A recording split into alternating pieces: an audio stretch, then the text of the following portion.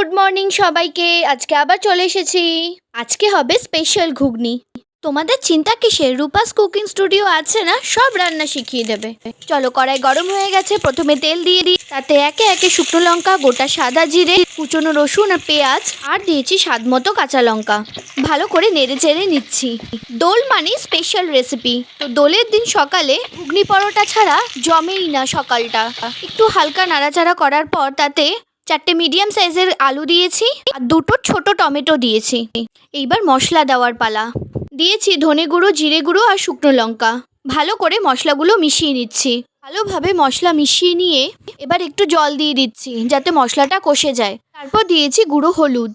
মশলাগুলো ভালো করে কষার পরই জল ঢালতে হয়। এখনই দেখবেন সাইড থেকে তেল ছেড়ে আসছে, তার মানে মশলা কষে গেছে। ততক্ষণ অবধি দাঁতে দাঁত চিপে ধন্না দিয়ে থাকবেন। মশলা কষানো 90% রেডি। এবার সেদ্ধ করা ছোলা আর সাদা মটর দিয়ে দিয়েছি। আপনারা চাইলে ছোলাটা স্কিপ করতে পারেন। তারপর দিয়েছি একটু ঘুগনি মশলা।